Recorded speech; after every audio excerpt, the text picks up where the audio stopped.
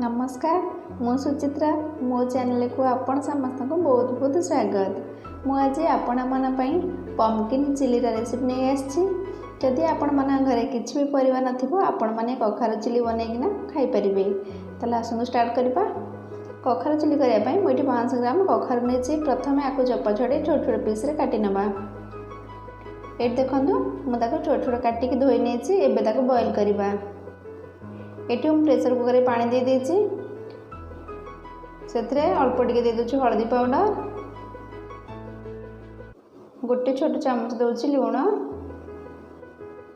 एबे कवर बंद कर दबा। ताकू दीटा सीटी दे दबा सिझिबा पई। एठी हमर दीटा सीटी हे जायछि। प्रेशर भी ठंडा हे जायछि। एबे हम कखार को काढी नउछि।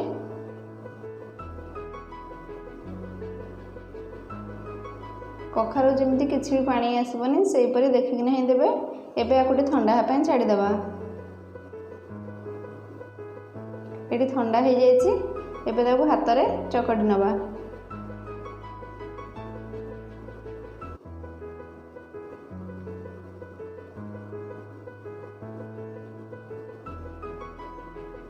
ये देखो ताको मु चकटी देली।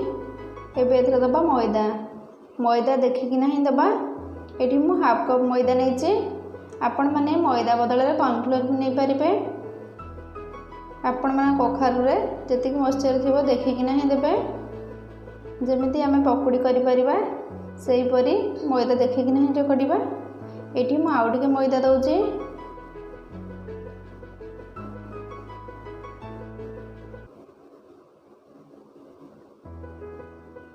देखंतु एतिकी ही देबे। ये देखो पकोड़ी करी हम बस एति। ये देखो मुझे गैस तेल बसई देछि। तेल आमर गरम हो गलानी। एठी मु पकोड़ी गुरिक छाणी नउछि।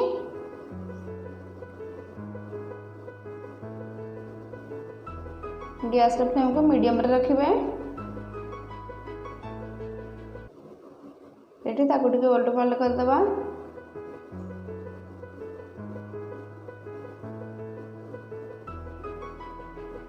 ये आमर हो गलानी। ता कलर देखो चेंज हो गलानी। एबे आमे ताको प्लेट को काढी नबा।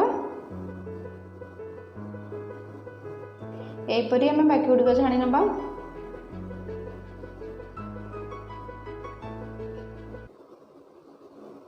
एबे ये हो गला।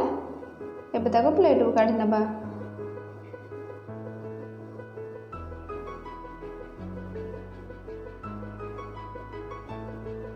ये देखो मुझे सब गुड़िक छाणी नहीं। आम या ग्रेवी करवा। ग्रेवी बनवाई ये मुझे पैन बसईदेली। से दे दूची तेल। तेल ये 2 चामच देची। ये दूसरी मुझे 2टा पियाज को काटी देची लंबा साइज ताकू दे दूची। एबे ताकू टिके भाजी नबा। ता कंचा बास्ना जीव जाए। एथिरे 1 चामच दे दबा अदा रसुण पेस्ट। आपण मन चाहेले अदा रसुण को छोट छोट काटिक भी दे पारिबे। एटी मु गोटे गाजर को छोट छोट साइज रे काटि नेछि। ताकू दे दोछि। ताकू टिके एमदी भाजी नबा। एटी मु किछि कैप्सिकम काटुछि तेरे दोछि। एबे सब टिके भाजी नेली। 2टा कंचा लंका काटिक दोछि। जदि आप राग खाऊ नथिबे ताल ताको स्किप करिबे।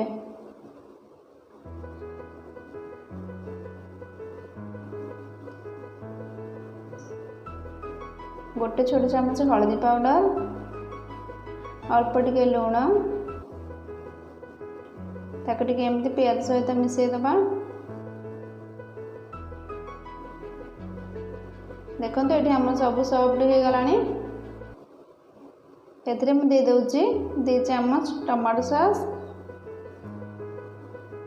2 चामच chilli sauce.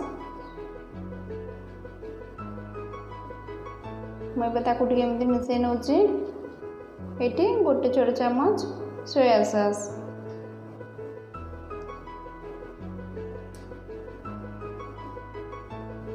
एथिरे मु से गिनारे गोटे कप पानी दे देली। कारण से गिनार आम सस लगी से गिनारे मुदेली। आप देखिकी ना देवे। मुझे गोटे छोट चामच देदेली गरम मसला, गोटे छोट चामच गोलमरिच पाउडर। गोलमरिच पाउडर आप देखिए देवे जी राग खाए दरकार आपणकर। से पकुड़ी गुड़िक मुझे दे दूची।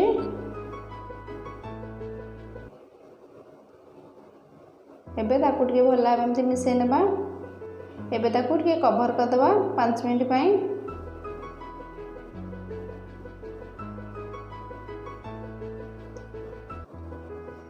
ये देखंतु से सबू पानी को अब्जर्व कर नहीं मुझे किसी धनिया पत्र दे दूची। गैस को ऑफ कर दूची। बहुत सॉफ्ट है ये खाइबा को बहुत टेस्ट लगी थे। एबे मु सर्विंग बाउल काढ़ी आपण मानू देखौची।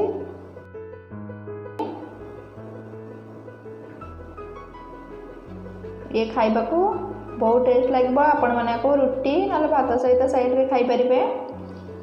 जदि वीडियोटी आपण मानू भल लागला ताले वीडियोटी को लाइक करिवे। लाइक करसला परे पाखे था बेल आइकन क्लिक करने ताहले मो नुआ नुआ वीडियो नोटिफिकेशन प्रथमे आपण पाइबे। ये देखंतु मु आपण मानू देखौची से केते सॉफ्ट होइची। देखंतु बहुत सॉफ्ट होइची। आपण माने जानि पारिबे जे कखारु तयारी बोली। पुणी देखा आ गोटे नुआ रेसिपी सहित। धन्यवाद।